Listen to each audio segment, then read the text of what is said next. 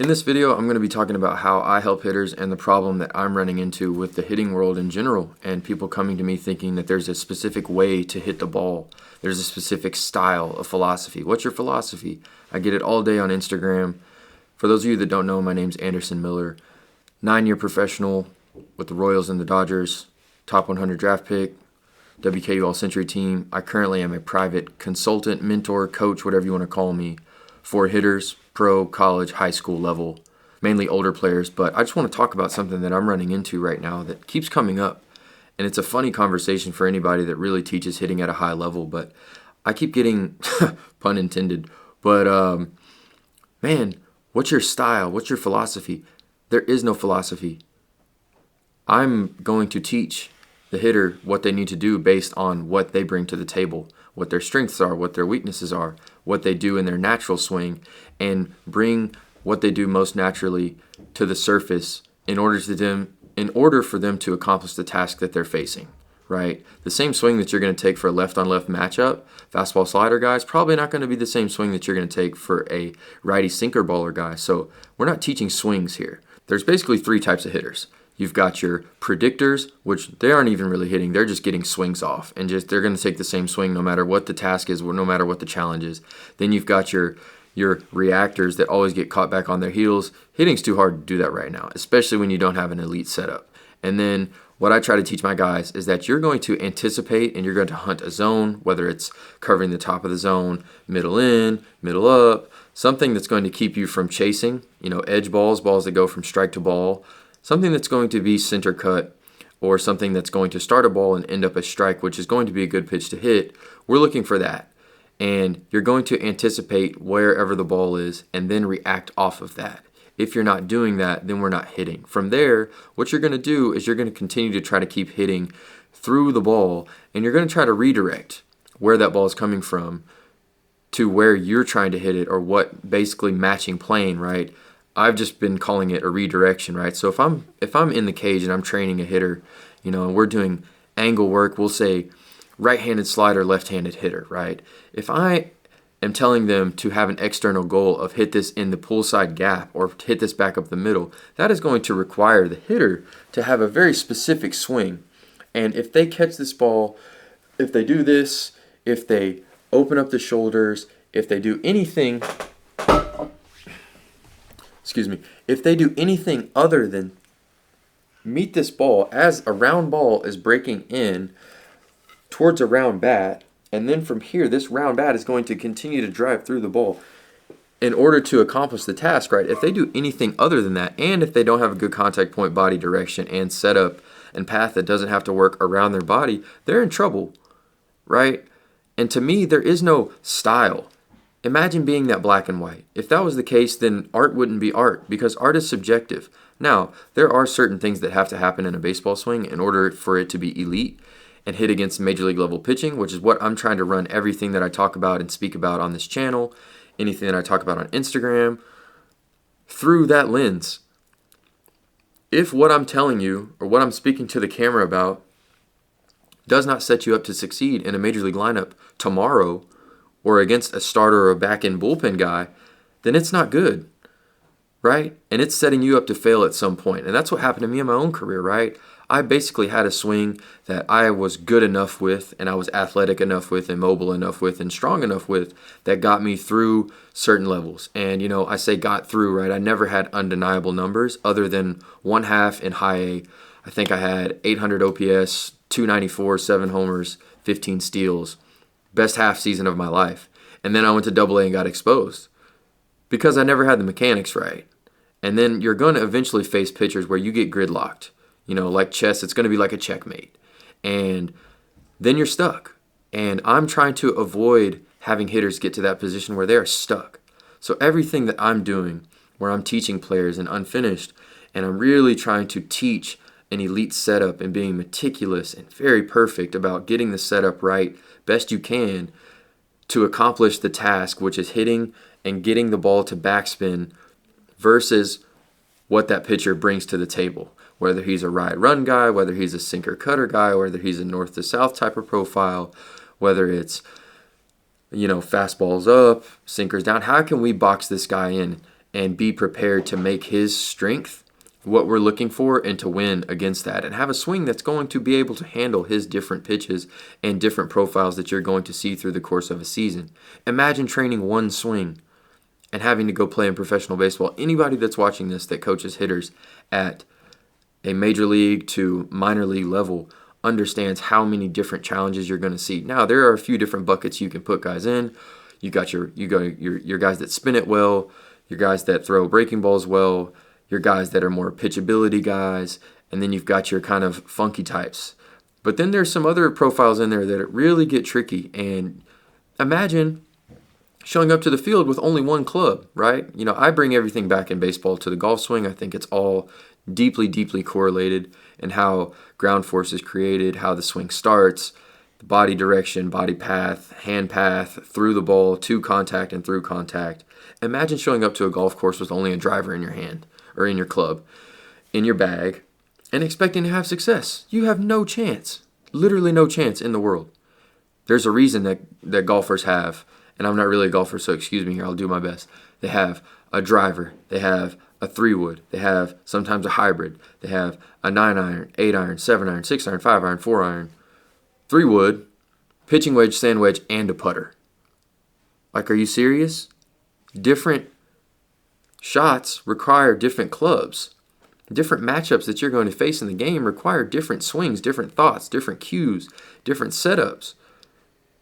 If you're not training to be able to get backspin against all of these different profiles, you're probably going to get stuck at some point. It may not happen right now. It may happen in college. It may happen in AA. It may happen in AAA like it started to happen to me, where I literally had to revamp in the middle of the year, and then I get hurt. I come off of getting it right, and then I get hurt.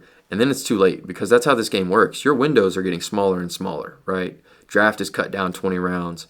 College, you have to be good everywhere. The portal is crazy. College freshmen have to be game ready when they show up.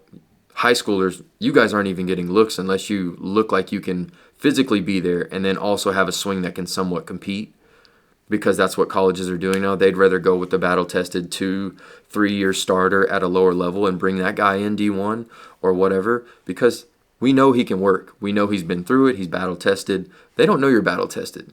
So how do you offset that? Well, you're undeniable. Whether that's from a mechanical standpoint, number standpoint, you got to do something to get you in the door to jump off the page. Now, once you jump off the page, now we're going to really dive deep and look at the elite mechanics. And if you don't have these, it's not going to work. There's plenty of guys that signed Power 5 this time last year that literally are going home for Thanksgiving break with no job, no school, and are about to hit the portal. Watch what happens. I'm telling you this now, right? If you're enjoying this, go ahead and like and subscribe, by the way. I'm new on YouTube, so I'm used to just really talking and really going. But this is something that I'm really trying to make people be careful of. There is no way. The only thing is, can I get backspin? Can I deal with the challenge that's been presented to me versus this environment? Now, most training environments aren't that difficult, so you can get away with a lot of shit.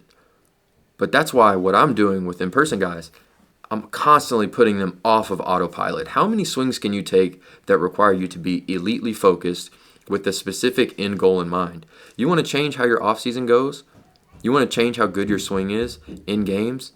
Start hitting with specific targets that require you to be assertive with your timing and aggressive and on the attack, anticipating, then reacting, right? If I have left-handed angle slider, left-handed angle fastball set up for a righty, and I tell them, I want you to backspin this ball through the middle of the cage, guess what? They have to get the barrel square, and if they catch it back here, they're late. So we're not winning. We're not accomplishing the job. If I tell a lefty, hey, here comes right-handed slider, get it in the air 15 to 30 degrees because that's going to play in game. If you don't have great contact point, great body position, great effort level, path to the ball, through the ball, it's not going to work, which is why it's so damn hard, which is why hitting's so damn hard. But guess what? The way I like to tell hitters, and if you're watching this, you can write this down, whatever, you can either get uncomfortable on your own terms and then not get uncomfortable in the game because you've over-prepared, or you can leave it up to chance and be uncomfortable on the pitcher's terms. And something that I can tell you for free right here, right now, pitchers are training harder than hitters. They're way more prepared. They're way more knowledgeable about how their bodies work, about what the ball is doing. We're talking seam shifted weight. We're talking induced vertical break, induced horizontal break. We're talking finger pressure. We're talking force plate data. We're talking all of this different stuff. Guess what hitters do? Right now they go to the cage. Yeah, man, let's get a couple flips. Let's do some overhand work. Let's do some straight on arm or machine and let's call it, man. Let's get some feel good. There is no feel good anymore. Do you know how many sliders were just thrown in the year 2024? Let me pull it up real quick on my phone. I have to share this with you guys because it's almost laughable how insane the number is. Do you know how many 90-mile-per-hour sliders were thrown in the year 2024? Excuse me while I pull my phone up. 6,268. That's just sliders alone. Are you kidding me? That's why I constantly am training angle slider. That's why I'm trying to set hitters up to handle angle slider, because if you can't hit that, you can't play in today's game. So you have to train accordingly. And most of you watching this are probably very underprepared for the next level, even though you may have the tools. I can tell you, if you're not working in this sort of fashion, you are setting yourself up for a rough time at the next level. Now, what I'll say is this.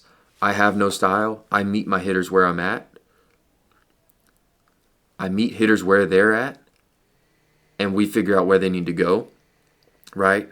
I'm not interested in just giving you a bunch of drills, man. It's really understanding what you need to do, how to do it, and having an elite setup, having an elite mindset, having an elite approach, having an elite routine, a plan, a work list, journaling before you actually write, before you get into the box, before you get into practice, so that you're working with a purpose. Because if you're not working with this sort of meticulousness, attention to detail, going into your 2025 season, you are probably going to have a rough time this season, right? I'm not telling this to scare you. I'm telling you the truth, which is why I'm trying to over-prepare hitters and prepare them for the top of the game, because guess what? It's just like anything. If you prepare for the top, everything else trickles down and you cover all of these instead of just being good where you are right now.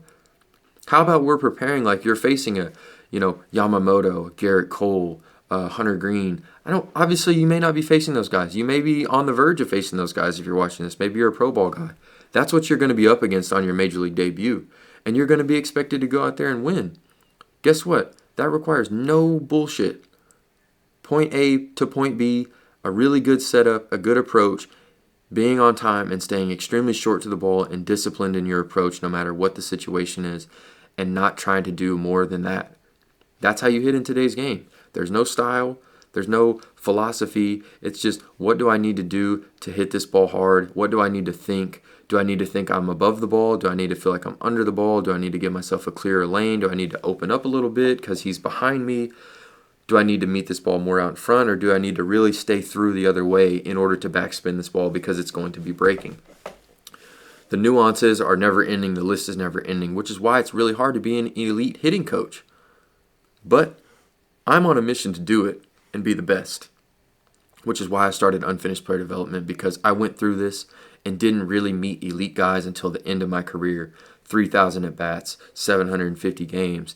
I finally find myself in the Dodgers organization with a master's degree basically in player development. We'll call it Harvard master's degree at that. They're the best at what they do. There's a reason everyone throws 105 and guys are hitting 450-foot homers on every single field that they have. That's not an accident. That's not an accident. Understand that. And now I've taken my own personal experience, what I've learned from all these different environments that I've been in, and I've put it into a program that's extremely personal, that's extremely communicative, that's extremely in-depth, that's hands-on, that's also got a community aspect to it, that's set up on you being a better person. The player is easy stuff. Hitting is easy, man. The swing is easy. That's the thing. I'm not a hitting coach. I am at the surface, but I'm trying to set you up for life, and know that you rest your head every single night knowing that no one's going to do it for you, and that 90% of the stuff that you need to be successful is going to happen in the extremely boring, ordinary, fundamental stuff. Waking up early, hydrating, writing, eating good food, working out, mobility, continuing to dominate the prep work, and then going out there in the game and just being where your feet are. You want to be good? That's how you do it, right? If you want my help figuring out how to be good, I would love to help you. You can book a call below. You can message me. You can head over to my Instagram and see more of the short form stuff, whatever. I don't know where you came from here to watch this video.